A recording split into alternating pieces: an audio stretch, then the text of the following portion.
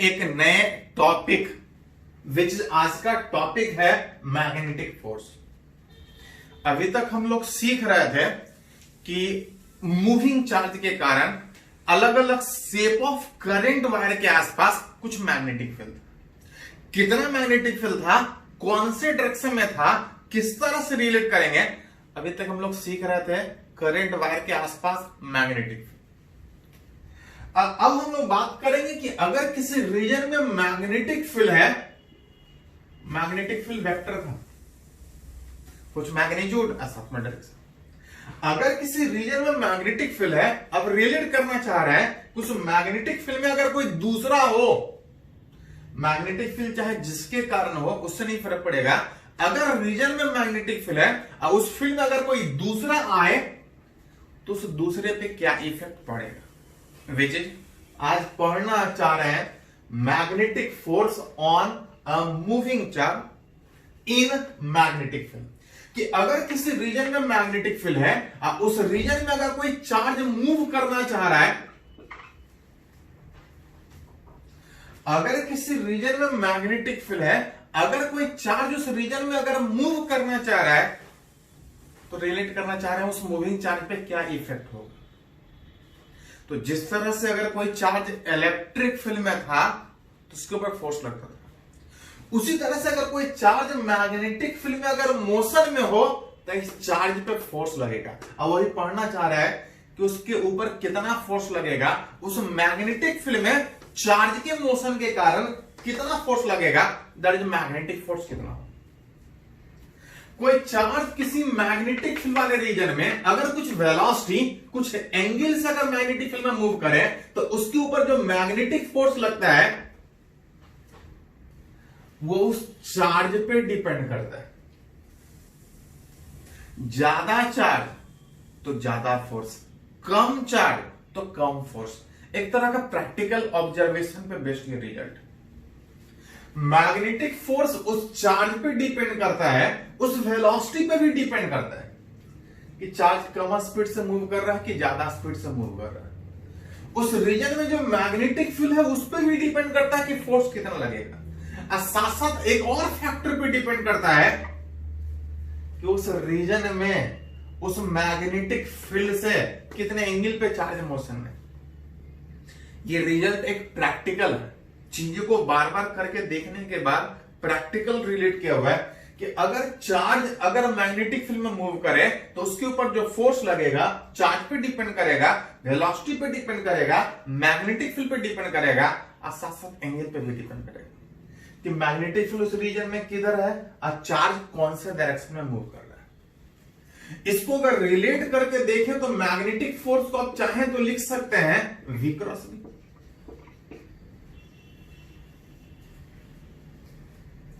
भी velocity vector, magnetic field vector, दोनों के बीच अगर एंगल थीटा तो इस साइन थीटा को VV साइन थीटा को हटा के V क्रॉस V लिख सकते हैं।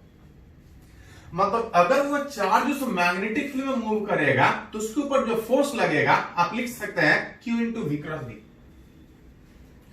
जो V क्रॉस V एक वेक्टर देता है जो फोर्स का डायरेक्शन बताएगा, विच इज जो मैग्नेटिक फोर्स था वो चार्ज, वेलोसिटी, मैग्नेटिक फील्ड और साथ साथ जो थीटा है वो एंगल, किसके बीच, वेलोसिटी और किसके बीच, उस मैग्नेटिक फील्ड में चार्ज कौन सा डायरेक्शन में मूव कर रहा है उस पर डिपेंड करेगा कि उस मूविंग चार्ज का फोर्स कितना लगेगा। फोर्स एक वेक्टर है तो कुछ डायरेक्शन भी होगा। और याद कीजिए पहले ही बोल चुके हैं हम, इस पूरे मैग्नेटिक्स वाले चैप्टर में मैग्नीट्यूड से ज्यादा इंपॉर्टेंट डायरेक्शन आपका होगा, क्योंकि अब वेक्टर को जोड़ने घटाने का बात करेंगे तो डायरेक्शन बहुत इंपॉर्टेंट है कि सेम में है तो सीधा जुटेगा, अपोजिट में है तो घटेगा। अगर कुछ एंगल पे जुट रहा है तो रिजल्टेंट इस बात पे डिपेंड करेगा कि कितने एंगल पे जुट रहा है। तो डायरेक्शन बहुत इंपॉर्टेंट। मैग्नेटिक फोर्स एक वेक्टर विच इसका कुछ डायरेक्शन होगा। आप बोल सकते हैं कि अगर ये बराबर है तो बराबर तब होगा जब मैग्नीट्यूड भी सेम होगा और डायरेक्शन भी सेम होगा। विच इज द डायरेक्शन इसका उस मैग्नेटिक फोर्स जो उस चार्ज मूविंग के ऊपर लग रहा था is along the direction of magnitude भी सेम, डायरेक्शन भी सेम, मतलब जो इसका डायरेक्शन होगा वही इसका डायरेक्शन होगा। किसका direction? V cross B. V cross B मतलब A cross B. A cross B कैसे निकालते हैं? तो A के तरफ कर्ल को रख के B के तरफ रोटेट कीजिएगा, स्ट्रेच थंब जिधर जाएगा वो A क्रॉस B का डायरेक्शन होता है, जो कि A से भी परपेंडिकुलर उस B से भी परपेंडिकुलर। मतलब यहां पे अगर रिलेट करें तो बोल सकते हैं कि जो मैग्नेटिक फोर्स होगा वो V क्रॉस B के डायरेक्शन में, V क्रॉस B के डायरेक्शन का मतलब V के भी परपेंडिकुलर और B के भी परपेंडिकुलर डायरेक्शन थोड़ा ध्यान रखें। The direction of magnetic force is along the direction of V cross B। असा ये तब वैलिड है जब चार्ज पॉजिटिव। अगर चार्ज निगेटिव हुआ, अगर एक्स्ट्रा में माइनस आएगा तो जो इसका डायरेक्शन वो इसका नहीं, उसके ठीक अपोजिट आएगा। मतलब मैग्नेटिक फोर्स का डायरेक्शन V क्रॉस B के तरफ, V क्रॉस B के तरफ होगा तब जब चार्ज पॉजिटिव। अगर चार्ज निगेटिव है तो एक एक्स्ट्रा में माइनस होने के कारण जिधर V क्रॉस B का डायरेक्शन होगा फोर्स उसके ठीक अपोजिट लगेगा, माइनस हो। डायरेक्शन आगे डिटेल में बात करेंगे। थोड़ा सा रिलेट करना चाह रहे हैं कि चार्ज के ऊपर जो फोर्स लग रहा है वो कितना लग रहा है। देख रहे थे कि जो मैग्नेटिक फोर्स है वो एंगल पे भी डिपेंड कर रहा है। तो कभी कभी हम लोग से पूछा जाता है कि जो मैग्नेटिक फोर्स है वो मिनिमम कब होगा। मैग्नेटिक फोर्स एंगल पे भी डिपेंड कर रहा है, और इस angle that is sine theta का वैल्यू जिस समय मिनिमम हो, मैग्नेटिक फोर्स मिनिमम होगा। मतलब मैग्नेटिक फोर्स मिनिमम होगा व्हेन उस साइन थीटा का वैल्यू मिनिमम, और साइन थीटा का मिनिमम वैल्यू कितना है? जैसे साइन थीटा का वैल्यू मिनिमम में -1 होता है, लेकिन पॉजिटिव निगेटिव वेक्टर में डायरेक्शन होता है। बाई मैग्नीट्यूड मिनिमम का बात करें तो साइन थीटा का मिनिमम वैल्यू 0 कब होगा? व्हेन थीटा बराबर 0 या थीटा बराबर 180 डिग्री।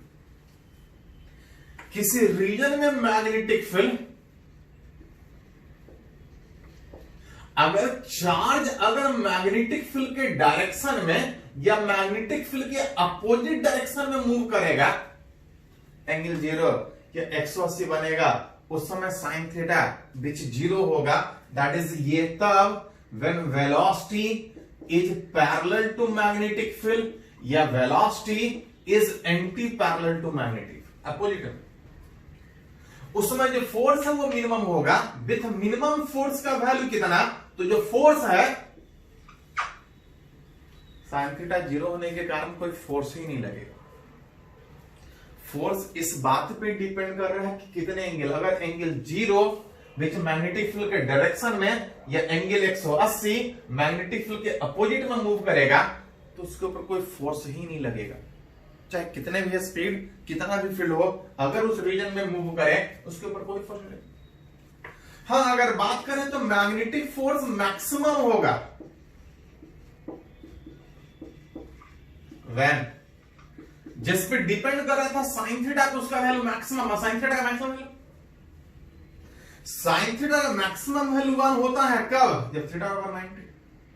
थीटा बराबर 90 का मतलब velocity is perpendicular to magnetic. अगर किसी रीजन में अगर मैग्नेटिक फील्ड है, अगर कोई चार्ज इससे अगर ठीक परपेंडिकुलर में मूव करे, 90 पे मूव करे, तो उस समय फोर्स मैक्सिमम लगेगा। विथ उस मैग्नेटिक फोर्स का मैक्सिमम वैल्यू कितना?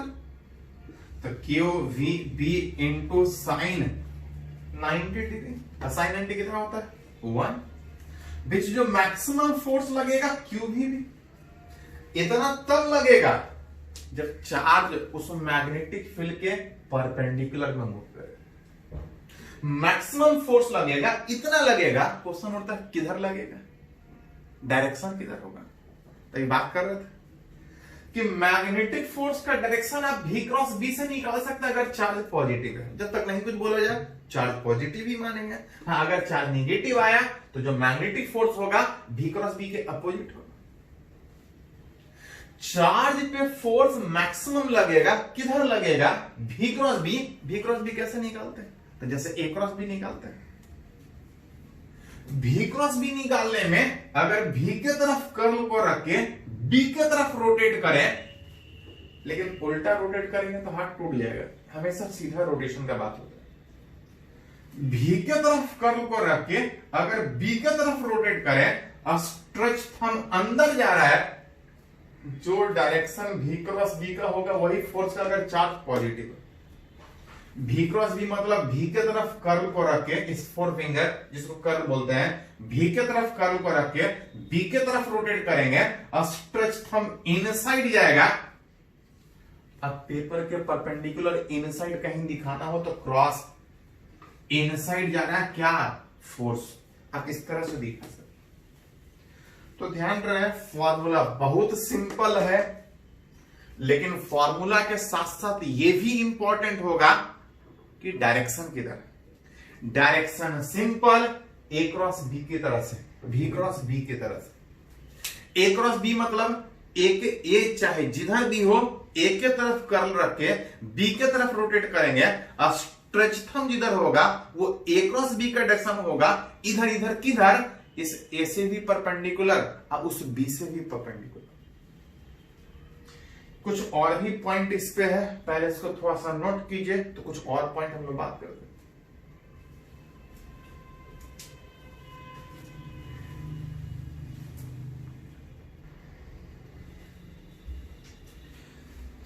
तो अभी एक फॉर्मूला हम लोग बात किए कि अगर कोई चार्ज किसी मैग्नेटिक फील्ड वाले रीजन में अगर मूव करे, उसके ऊपर फोर्स लग रहा है, जो फोर्स लग रहा था उसको आप चाहें तो वेक्टर फॉर्म में इस तरह से लिख रहे हैं।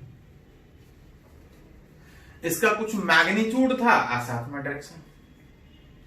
डायरेक्शन में यह था कि मैग्नेटिक फोर्स का डायरेक्शन किधर होगा? तो V cross B। V cross B का मतलब था कि कुछ इस तरह से रिलेट कर सकते हैं। इधर किधर? तो A के भी परपेंडिकुलर, B के भी परपेंडिकुलर। विच जो मैग्नेटिक फोर्स था इसका डायरेक्शन V क्रॉस B के तरफ, अब V क्रॉस B V के भी परपेंडिकुलर और B के भी परपेंडिकुलर, मतलब बोल सकते हैं कि जो मैग्नेटिक फोर्स जो V क्रॉस B के तरफ होगा, जो V के भी परपेंडिकुलर होगा, एंड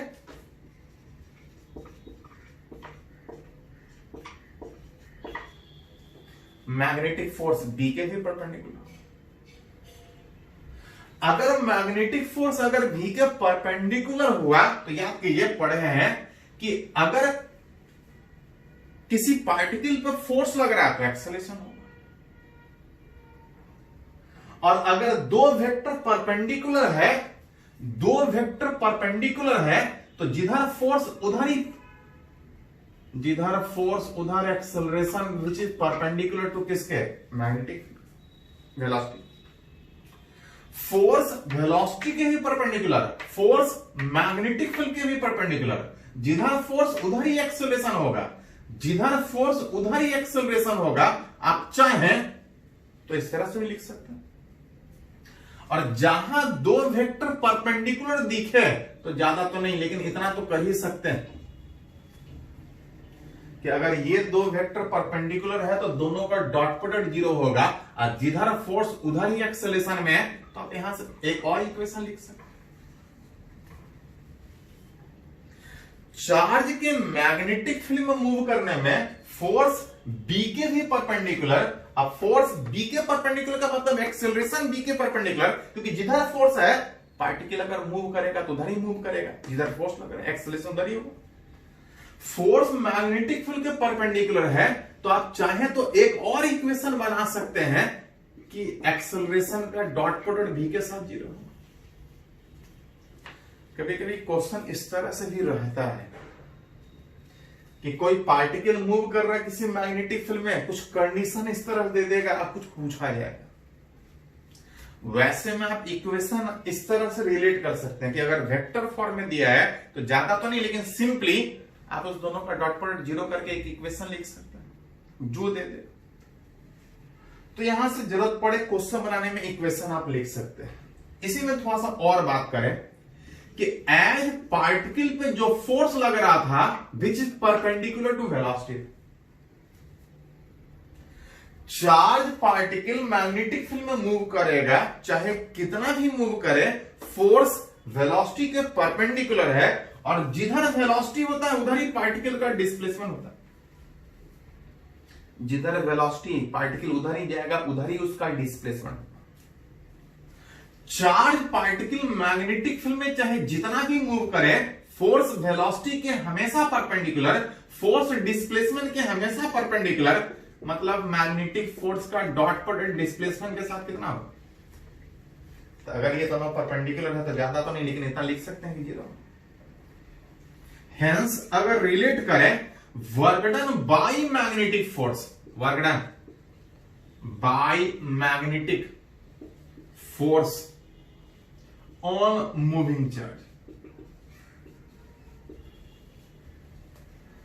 चार्ज मैग्नेटिक फील्ड में मूव कर रहा है, मूव करेगा एक जगह से दूसरी जगह, डिस्प्लेस करेगा, लेकिन फोर्स वेलोसिटी के हमेशा परपेंडिकुलर होने के कारण, फोर्स डिस्प्लेसमेंट का परपेंडिकुलर होने के कारण दोनों का डॉट प्रोडक्ट जीरो होगा। और अगर दोनों का डॉट प्रोडक्ट जीरो है तो जो वर्क डन होगा, वर्क डन होता है मैग्नेटिक फोर्स का डॉट प्रोडक्ट, फोर्स का डॉट प्रोडक्ट डिस्प्लेसमेंट के साथ। चार्ज मैग्नेटिक फील्ड में मूव कर रहा है, फोर्स भी लग रहा है, डिस्प्लेसमेंट भी है, लेकिन इस तरह से कि दोनों का डॉट प्रोडक्ट जीरो है। और दोनों का डॉट प्रोडक्ट जीरो होने का मतलब चार्ज पार्टिकल चाहे मैग्नेटिक फील्ड में कितना भी मूव करे, उसके ऊपर कोई वर्क डन नहीं होगा। कौन वर्क डन नहीं करेगा? Magnetic force. Charge magnetic field में मूव कर रहा है, फोर्स भी लग रहा है और डिस्प्लेसमेंट भी है, लेकिन चाहे कितना भी फोर्स लगे, चाहे कितना भी डिस्प्लेसमेंट हो, चार्ज मैग्नेटिक फील्ड में चाहे कितना भी आगे जाए, उसके ऊपर कोई वर्क डन नहीं होगा। Also from work energy theorem,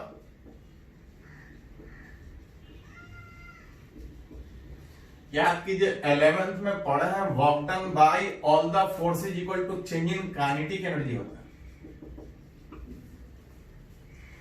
charge particle magnetic field में कितना भी मूव करे, कोई वर्क डन नहीं होगा। कोई वर्क डन नहीं का मतलब कि कोई काइनेटिक एनर्जी में चेंज नहीं होगा। काइनेटिक एनर्जी में नहीं चेंज का मतलब kinetic energy, that is kinetic energy speed बताता है, हर हमेशा same. Charge particle magnetic field में मूव कर रहा है, फोर्स लग रहा है, फोर्स वेलोसिटी के परपेंडिकुलर, फोर्स डिस्प्लेसमेंट के परपेंडिकुलर। फोर्स हमेशा चार्ज पार्टिकल चाहे जितना भी मूव करे, फोर्स हमेशा डिस्प्लेसमेंट के परपेंडिकुलर है। वर्क डन हमेशा जीरो होने के कारण चार्ज का कोई एनर्जी चेंज नहीं करेगा, चार्ज का कोई काइनेटिक एनर्जी चेंज नहीं करेगा, कोई स्पीड नहीं चेंज करेगा। मतलब अगर 10 के स्पीड से मूव कर रहा है तो चार्ज चाहे कितना भी मूव करे, स्पीड हमेशा सेम होगा। स्पीड सेम होगा, बट जो वेलोसिटी है वो सेम नहीं रहेगी। वेलोसिटी मैग्नीट्यूड के साथ डायरेक्शन भी बताता है। फोर्स लग रहा है, एक्सेलरेशन होगा। फोर्स है, एक्सेलरेशन होगा, वेलोसिटी चेंज करेगा, लेकिन कुछ इस तरह से कि स्पीड मतलब जो मैग्नीट्यूड है, अगर 10 के स्पीड से पार्टिकल मूव कर रहा है तो हमेशा 10 के स्पीड से मूव करेगा। हाँ, डायरेक्शन चेंज करेगा क्योंकि फोर्स लग रहा है। मतलब अगर किसी रीजन में मैग्नेटिक फील्ड है, चार्ज मूव कर रहा है, फोर्स लगेगा चाहे जिधर भी लगे, चार्ज डायरेक्शन चेंज करेगा, लेकिन डायरेक्शन चाहे जितना चेंज करना है कर ले। मैग्नीट्यूड स्पीड अगर 10 के स्पीड से मूव कर रहा है तो 10 के ही स्पीड से मूव करेगा, उसका मैग्नीट्यूड चेंज नहीं करेगा। हाँ, डायरेक्शन चेंज करेगा। फोर्स था, एक्सेलरेशन है, वेलोसिटी चेंज करेगा, लेकिन इस तरह से यह स्पीड हमेशा सेम रहेगा चाहे चार्ज पार्टिकल उस मैग्नेटिक फील्ड में कितना भी मूव कर ले। तो ये कुछ पॉइंट है जो कभी कभी पूछा जाता है या क्वेश्चन बनाने में हमको जरूरत पड़ेगा कि चार्ज पे फोर्स लग रहा है, मैग्नेटिक फील्ड में मूव करेगा, एक्सेलरेशन था, लेकिन स्पीड काइनेटिक एनर्जी कभी चेंज नहीं करेगा। मतलब जितना स्पीड है 10 है तो 10 ही रहेगा। हाँ, डायरेक्शन चेंज करेगा, पहले इधर जा रहा है, कुछ देर के बाद फोर्स लगने के कारण उसका डायरेक्शन चेंज करेगा, लेकिन मैग्नीट्यूड नहीं चेंज करेगा उसके स्पीड का। तो फॉर्मूला थोड़ा सिंपल था। हाँ, ये सब थोड़ा सा क्वेश्चन बनाने में अलग अलग तरीके से पूछा जा सकता है। चलिए इसको थोड़ा सा नोट कीजिए, तो आगे हम लोग बढ़ते हैं।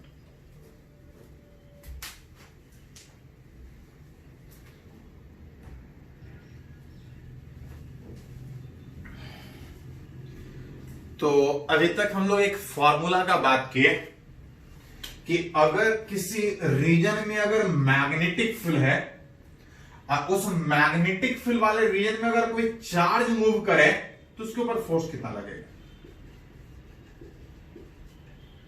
आप थोड़ा सीखे कि इस चार्ज के ऊपर जो फोर्स है उस बात पे डिपेंड करेगा कि चार्ज कौन से डायरेक्शन में मोशन है। अलग अलग डायरेक्शन में अलग अलग एंगल पे मूव करेगा, फोर्स अलग अलग लगेगा। कुछ डायरेक्शन का भी बात किया, कुछ प्रॉपर्टी भी उससे रिलेटेड किया कि जो मैग्नेटिक फोर्स था वो भी के भी परपेंडिकुलर, अब बी के भी परपेंडिकुलर। अब जहां दो वेक्टर परपेंडिकुलर है तो इक्वेशन भी रिलेट करना सीखे कि ज्यादा नहीं, डॉट प्रोडक्ट जीरो करके आप इक्वेशन बना सकते हैं। फॉर्मूला सिंपल है, लेकिन डायरेक्शन होने के कारण थोड़ा सा झंझट होता है यूज करने में। कुछ एग्जाम्पल के थ्रू सीखने का कोशिश करते हैं। अगर किसी चार्ज के किसी मैग्नेटिक फील्ड में मूव करने में फोर्स पूछे और अगर सारा डाटा दिया है तो सिंपली वैल्यू डाल के निकाल सकते। चार्ज दे दे, वेलोसिटी दे दे, मैग्नेटिक फील्ड दे दे, फोर्स सिंपली निकाल सकते हैं। सीधा अगर पूछे तो कोई दिक्कत ही नहीं, लेकिन क्वेश्चन जनरली सीधा नहीं रहता है, कुछ अलग तरीके से। चलिए एक एग्जांपल से सीखते हैं। जैसे कि एग्जांपल दिया है, बोल रहा है कि एक्सेलरेशन किसी चार्ज का इन मैग्नेटिक फील्ड, किसी मैग्नेटिक फील्ड में कोई चार्ज मूव कर रहा है और उस मैग्नेटिक फील्ड में उस चार्ज का एक्सेलरेशन दिया है। अब जो एक्सेलरेशन दिया है उसमें एक अननोन है। बोल रहा किसी मैग्नेटिक फील्ड में चार्ज के मोशन के ड्यूरेशन में जो एक्सेलरेशन है वो इतना दिया है, इसमें एक्स अननोन दिख रहा है, वही पूछ रहा है एक्स का वैल्यू कितना हो। चार्ज देता, वेलोसिटी देता, फील्ड देता तो फोर्स निकाल लेते, लेकिन कुछ कंडीशन देके कुछ पूछा है। तो थोड़ा सा, क्योंकि कंपटीशन वाला क्वेश्चन में सीधा सीधा तो रहता नहीं, थोड़ा सा आपको अपने तरीके से सोचना होगा।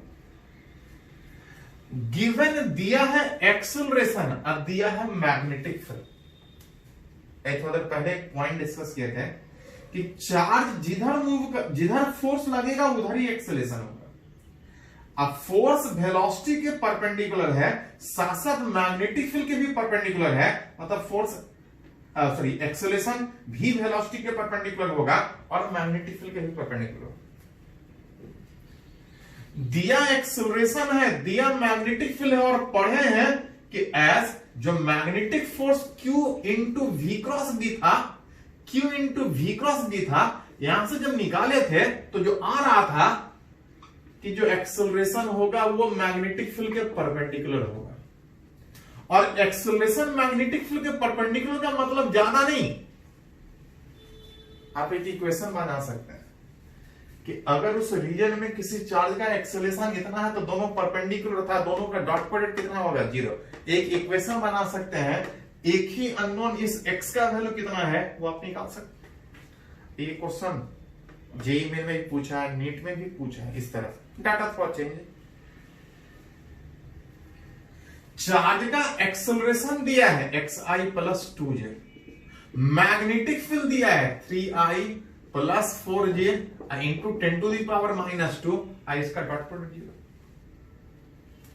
ये मैग्नीट्यूड था, हट जाएगा, इस दोनों का डॉट प्रोडक्ट कीजिएगा तो डॉट प्रोडक्ट तो सिंपल था, i डॉट i 1 में ये 3x बचेगा, j डॉट j 1 में ये 8 बचेगा। अब दूसरे के साथ तो डॉट प्रोडक्ट 0 था, सेम के साथ dot product 1, i dot i 1, j dot j 1, k dot k 1, अब दूसरे के साथ 0, तो i dot i 1, j dot j 1, अब बाकी सब तो ऐसे 0। इसका वैल्यू 0 आ रहा था, यहां से सोल्व कीजिएगा, आप निकाल सकते हैं x का वैल्यू कितना है। तो थोड़ा सा फॉर्मूला सीधा सीधा पूछने के बजाय वही पूछता है थोड़ा सा तरीके से। चलिए एक और एग्जांपल इस तरह का सीखते हैं। बोल रहे हैं कि अगर किसी प्रोटॉन जिसका चार्ज मास आपको पता है, चार्ज कितना, तो 1 इलेक्ट्रॉन के बराबर। कोई प्रोटॉन जिसका चार्ज हमको पता है, जब इतने वेलोसिटी से किसी मैग्नेटिक फील्ड में मूव कर रहा था, इट एक्सपीरियंसेस अ फोर्स। किसी रीजन में मैग्नेटिक फील्ड किधर नहीं दिया है, किसी रीजन में मैग्नेटिक फील्ड नहीं दिया है चार्ज प्रोटॉन अगर इतने वेलोसिटी के साथ मोशन है तो फोर्स दिया है इतना, चार्ज दिया है, वेलोसिटी दिया है, फोर्स दिया है, और मैग्नेटिक फील्ड का अता पता नहीं। देखते हैं और आगे तो दिया है। ये पहला कंडीशन था, इसी में और बोल रहा है कि when its velocity is along the Z axis it experiences a force along x axis. पूछ रहा मैग्नेटिक फील्ड कितना। पहला कंडीशन में चार्ज दिया है, वेलोसिटी दिया है, फोर्स दिया है, अब पूछ रहा मैग्नेटिक फील्ड है। अगर चार्ज भी और बी देता तो बड़ा आसानी से फोर्स निकालता है। ये सीधा इक्वेशन नहीं है, ये थोड़ा वेक्टर प्रोडक्ट जिसमें फोर्स दिया है, चार्ज दिया है, वेलोसिटी दिया है, और ये फील्ड पूछा जा रहा है। सीधा बी को इधर नहीं कर सकते क्योंकि ये वेक्टर प्रोडक्ट है, क्रॉस प्रोडक्ट। पूछ मैग्नेटिक फील्ड रहा है, कुछ नहीं बोलेगा तो मैग्नेटिक फील्ड का कुछ एक्स कंपोनेंट होगा, कुछ वाई कंपोनेंट होगा, और कुछ जेड कंपोनेंट होगा। फील्ड कहीं भी हो सकता है। अब कुछ अगर नहीं बताया है तो आप तीनों डायरेक्शन में कहीं भी मान सकते हैं। और अगर इस तरह से तीनों डायरेक्शन में मानिएगा तो आपके पास एक अननोन नहीं, ऐसा 3 अननोन, और 3 अननोन को सोल्व करने के लिए कम से कम कितना इक्वेशन चाहिए? 3 इक्वेशन चाहिए, 3 कंडीशन चाहिए। मतलब अगर सीधा सीधा इस क्वेश्चन को बनाने का कोशिश कीजिएगा तो मैग्नेटिक फील्ड हमको दिया नहीं है, हमको मानना पड़ेगा। अब मानने में एक अननोन नहीं, 3 अननोन, क्योंकि फील्ड पता ही नहीं कि किधर। 3 डायमेंशन में इस तरह से मानना पड़ेगा। 3 अननोन सोल्व करने के लिए 3 इक्वेशन चाहिए। सीधा बनाइएगा तो लेंदी हो। क्वेश्चन को थोड़ा आसान करने के लिए एक और कंडीशन दिया है, सीधा नहीं बनाने बोलकर। सीधा बनाइएगा तो झंझट होगा, 3 अननोन होगा, 3 इक्वेशन बनाना पड़ेगा और सोल्व करना पड़ेगा। एक और कंडीशन दिया है कि when its velocity is along Z axis. चलिए थोड़ा पहले ही दूसरा कंडीशन बात करते हैं। एक्स एक्सिस, वाई एक्सिस और जेड एक्सिस। बोल रहा है when its velocity is along Z axis it experiences a force along x axis। बोल रहा है कि जब ये प्रोटॉन दैट इज चार्ज अगर जेड एक्सिस की तरफ है तो फोर्स इधर लग रहा है। तो क्वेश्चन ये उठता है कि अगर वेलोसिटी इधर है अब फोर्स इधर लग रहा है तो मैग्नेटिक फील्ड किधर हो सकता है? डायरेक्शन। तो पढ़े हैं कि एज जो मैग्नेटिक फोर्स था Q into V cross B था, जिसको अगर सोचना चाहें तो जो मैग्नेटिक फोर्स था इज पैरेलल, किसके पैरेलल? वी क्रॉस बी के। जिधर वी क्रॉस बी होगा उधर ही फोर्स होगा। मतलब इस रीजन में मैग्नेटिक फील्ड ऐसे तरफ होगा कि वी क्रॉस बी कीजिएगा तो वो फोर्स का डायरेक्शन विच एक्स एक्सिस के तरफ होगा। ए क्रॉस बी कैसे निकालते हैं? तो ए के तरफ कर्व को रख के बी के तरफ रोटेट करते हैं। ए के तरफ कर्व को रख के बी के तरफ रोटेट करेंगे, अब स्ट्रेच थंब जिधर होगा उधर ए क्रॉस बी का डायरेक्शन होगा, विच उधर भी क्रॉस बी का डायरेक्शन होगा, और जिधर भी क्रॉस बी का डायरेक्शन होगा उधर ही फोर्स का डायरेक्शन होगा। तो क्वेश्चन ये उठता है कि इस रीजन में मैग्नेटिक फील्ड किधर हो कि जब चार्ज इधर मूव करे तो फोर्स इधर लगे, किधर होगा? तो आप देख सकते हैं कि वेलोसिटी जेड एक्सिस के तरफ मतलब इधर है, जेड इधर नहीं है, जेड इधर, 3 डायमेंशन इधर मानते हैं। वेलोसिटी इधर है तो क्वेश्चन होता है कि मैग्नेटिक फील्ड किधर माने कि स्ट्रेच थंब इधर जाए जो फोर्स का डायरेक्शन बताए, भी इधर जरूर मैग्नेटिक फील्ड ऊपर रहा होगा, भी इधर जरूर मैग्नेटिक फील्ड ऊपर रहा होगा, तो स्ट्रेच थंब फोर्स बताएगा। अगर मैग्नेटिक फील्ड ऊपर रहता तो भी क्रॉस बी में स्ट्रेच थंब पीछे जाता, फोर्स पीछे बताता। अगर क्वेश्चन में बोलता कि फोर्स पीछे लग रहा है तो मैग्नेटिक फील्ड ऊपर हो। यहां पे फोर्स आगे लग रहा है, इसका मतलब कि जरूर भी इधर है, जेड की तरफ भी इधर है, तो मैग्नेटिक फील्ड ऊपर के बजाय अगर मैग्नेटिक फील्ड नीचे रहेगा तो भी cross B stretch thumb V cross B force के डायरेक्शन को बता रहा होगा। मतलब अगर चार्ज भी जेड एक्सिस की तरफ है, फोर्स इधर तभी लगेगा जब मैग्नेटिक फील्ड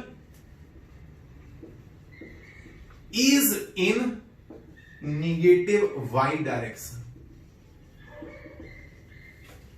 ऐसा तभी होगा जब magnetic field negative Y axis की तरफ होगा, भी क्रॉस बी करेंगे तो फोर्स इस पॉजिटिव एक्स की तरफ देगा।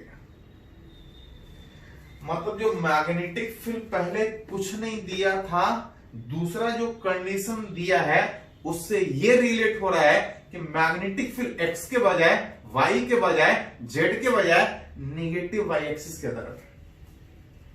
Magnetic field negative Y axis की तरफ है, आप चाहें तो मैग्नेटिक फील्ड को ऐसा मान सकते हैं।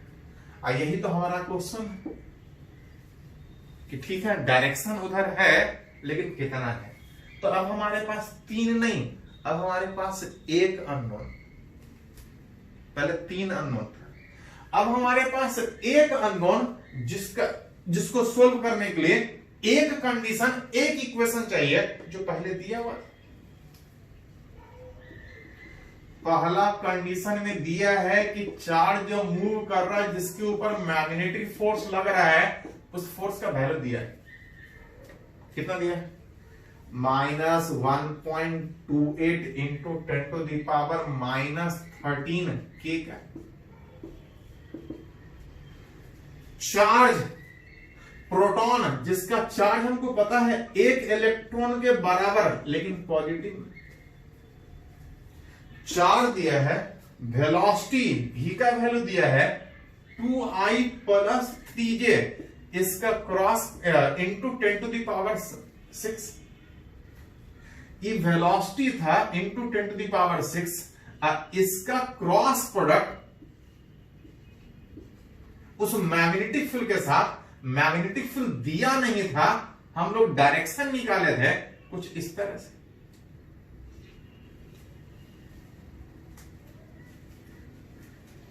इस एक इक्वेशन में एक ही अननोन इस b का वैल्यू रिलेट कर सकते। ध्यान दो सर, ये खाली मैग्नीट्यूड 10⁻6 था, इसको हटा के बाहर कर सकते। इसको हटा के बाहर कीजिएगा तो 1.6 गुना 10⁻⁻13 आ जाएगा। और इधर भी 10⁻⁻13 है, आप चाहे तो सीधा हटा दीजिए। -13 ये दोनों हटने के बाद इधर बच रहा था -1. इधर बच रहा था -1.28 के का। ये -13 तो हट गया था, यहां पे बच रहा था 1.6 इंटू, यहां पे जब क्रॉस, एक बार थोड़ा सा लिख लीजिए, 2i + 3j, इसका क्रॉस प्रोडक्ट -bj का। अगर और अरेंज कीजिएगा तो 1.28 कैप 1.6 इंटू, अगर क्रॉस प्रोडक्ट कीजिएगा तो ये मैग्नीट्यूड -2b बाहर और i cross j, cross product 11 में पढ़े हैं, इस तरह से बड़ा आसानी से निकालते हैं। i क्रॉस j ऑर्डर में बढ़ेंगे तो प्लस के होता है, j क्रॉस के बढ़ेंगे तो प्लस i, उल्टा बढ़ते हैं तो माइनस। i क्रॉस j के क्या होता है और j क्रॉस j तो क्रॉस प्रोडक्ट में सेम के साथ 0 होता है, दूसरे के साथ इस तरह से निकालते हैं। अगर एस को अरेंज कीजिएगा तो माइनस डायरेक्शन वाला की हट के 1.28 बराबर 1.6 इंटू 2b, जो मैग्नेटिक फील्ड B बराबर आ रहा था विच 1.28 बटा 1.6 इंटू 2, जो मैग्नेटिक फील्ड था डायरेक्शन कुछ इस तरह से, इस B का वैल्यू निकाल के यहां बैठा दीजिए, मैग्नेटिक फील्ड कौन से डायरेक्शन में कितना होगा रिलेट कर सकते हैं। अगर हम ये पहले नहीं सोचते तो हमारे पास 3 अननोन होता। मैग्नेटिक फील्ड जो सिंपली खाली माइनस जे में मान रहा है, नेगेटिव वाई एक्सिस में मान रहा है, हमको एक्स में भी मानना होता, वाई में भी मानना होता और जेड में भी मानना होता, 3 इक्वेशन होता, थोड़ा लेंथी होता, सोल्व करने में फिर हमको वापस जाना पड़ता। तो कभी कभी इस तरह से भी कि दूसरा कंडीशन हम पहले सोच के मैग्नेटिक फील्ड किधर हो सकता है डायरेक्शन निकाल गया, और जब डायरेक्शन निकल गया तो हमारा अननोन घट गया, जो बहुत आसानी से सोल्व हो गया। चलिए इसको नोट कीजिए पहले।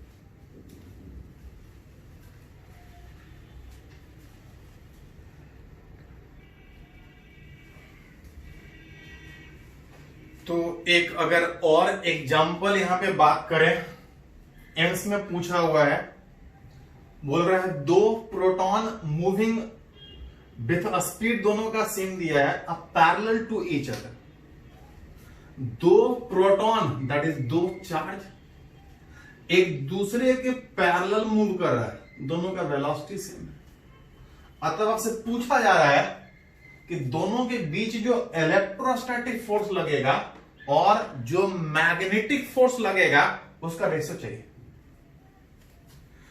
इलेक्ट्रोस्टैटिक फोर्स अगर बात करें तो 2 चार्ज अगर फोर्स अगर कुछ सेपरेशन पे रखा है तो फोर्स हो जाता है Q1 Q2 bye R square. 2 proton है, दोनों के ऊपर चार्ज सेम होगा, निकाल सकते हैं अगर कुछ गैप पे। ये तो इलेक्ट्रोस्टैटिक फोर्स था वो सिंपल था, इसी में बोल रहा है कि दोनों के बीच जो मैग्नेटिक फोर्स लगेगा उसको निकाल के दोनों के बीच का रेशो निकाले, इलेक्ट्रोस्टैटिक और मैग्नेटिक। किसी चार्ज भी थोड़ा देर पहले पढ़े थे कि किसी चार्ज के मोशन के कारण फोर्स तब लगेगा जहां पर मैग्नेटिक फील्ड होगा। पढ़े हैं कि कोई एक चार्ज अगर किसी रीजन में मूव कर रहा है तो उसके कारण दूसरे के आसपास, अगर ये चार्ज मूव कर रहा है तो अपने आसपास एक मैग्नेटिक फील्ड क्रिएट करेगा। अगर इस पहले वाले के कारण आसपास मैग्नेटिक फील्ड का बात करें, magnetic field due to moving charge, अगर कोई चार्ज अगर किसी रीजन में मूव कर रहा है तो उसके आसपास मैग्नेटिक फील्ड जो होगा पहले के कारण जो होगा, क्यू मैग्नेटिक फील्ड कितना होता है μ0 बाय 4 पाई क्यू भी, पढ़ा था याद कीजिए थोड़ा सा, Q V sine theta divide by R. किसी चार्ज के मोशन के कारण आसपास आर डिस्टेंस, अगर थीटा एंगल पे कोई पॉइंट है तो आसपास जो मैग्नेटिक फ्लो होगा, इस फॉर्मूला से पिछले टॉपिक का पहला पॉइंट, किसी मूविंग चार्ज के कारण मैग्नेटिक, अगर इस मूविंग चार्ज के कारण अगर यहां पे निकाले, परपेंडिकुलर वाले पॉइंट पे निकाले, तो जो मैग्नेटिक फील्ड होगा, चार्ज मतलब एक इलेक्ट्रॉन के बराबर भी दिया है साइन 91 बटा आर स्क्वायर। इस पहले वाले मूविंग चार्ज के कारण इस रीजन में मैग्नेटिक फील्ड किधर, तो जो डायरेक्शन था वो V क्रॉस R था, V इधर R इधर, तो V क्रॉस R अंदर जाएगा। इस पहले वाले के कारण यहां पे जो मैग्नेटिक फील्ड होगा वो इनसाइड होगा, और इस पहले वाले मूविंग चार्ज के कारण यहां पे जो अंदर में फील्ड है उसमें अगर कोई चार्ज मूव करे, magnetic force, magnetic force on charge 2 in magnetic field of charge 1, इस पहले वाले चार्ज के फील्ड में अगर दूसरा चार्ज मूव करे तो उस दूसरे के ऊपर जो मैग्नेटिक फोर्स लगेगा कितना था, उस दूसरे के ऊपर जो फोर्स था विच दूसरे का चार्ज, दूसरे का वेलोसिटी, लेकिन फील्ड किसका, तो दूसरा वाला चार्ज पहले के फील्ड में मूव कर रहा है, फोर्स कुछ इस तरह। चार्ज तो इलेक्ट्रॉन के ही बराबर v into B1 into sine theta. Magnetic field पहले के कारण अंदर, अब वेलोसिटी इधर 90 डिग्री पे, मैग्नेटिक फील्ड अंदर, वेलोसिटी ऊपर 90 डिग्री पे, मतलब इस एंगल से ज्यादा कोई फर्क नहीं। साइन 91 था। E into V into B1 पहले का फील्ड निकाले थे mu naught by 4 pi EV by R square. थोड़ा सा अरेंज कीजिएगा, mu naught by 4 pi which E square V square by R square. अगर दो चार्ज, दोनों इलेक्ट्रॉन, अगर एक दूसरे के पैरेलल सेम वेलोसिटी से r सेपरेशन पर मूव करे तो दोनों के बीच मैग्नेटिक फोर्स कुछ कितना होगा। अगली बार सीधा ये भी पूछ सकते हैं। हाँ, यहां पे जो क्वेश्चन पूछा गया था रेशियो, उस दोनों के बीच जो इलेक्ट्रोस्टैटिक जो फोर्स था और जो मैग्नेटिक फोर्स लग रहा था, दोनों के बीच का रेशियो। दोनों चार्ज के बीच जो इलेक्ट्रोस्टैटिक फोर्स था कि E square by R square, दोनों चार्ज के बीच मैग्नेटिक फोर्स जो था mu naught by 4 pi E square V square by R square. कुछ हट रहा है, E square by R square हट जाएगा, और E square by R square हटने के बाद जो बच रहा था mu naught by 4 pi into 1 by V square.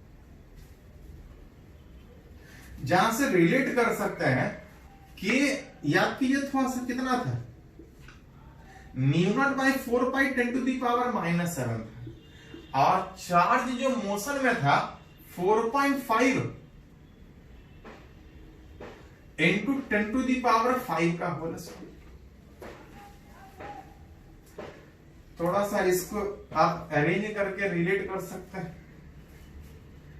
ये स्क्वायर कीजिएगा तो ये 10 आ जाएगा, ये पावर 10 इसके साथ आने में -7 तो +3, और 10 -7 +3 ऊपर जाके काट के 10 का पावर 6 आएगा।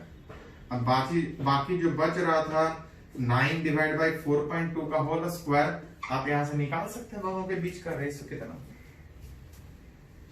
तो जैसा पूछा जाए उस हिसाब से रिलेट कर सकते हैं। दो मूविंग चार्ज अगर एक दूसरे के पैरेलल मूव कर रहा है तो पहला वाला फील्ड क्रिएट करेगा, उस फील्ड में दूसरा वाला मूव करेगा, फोर्स निकाल सकते हैं। अगर उल्टा पूछता, दूसरे वाले पहले वाले के ऊपर फोर्स, तो दूसरा का फील्ड का बात सोचते हैं। चलिए इसको थोड़ा सा नोट कर लीजिए।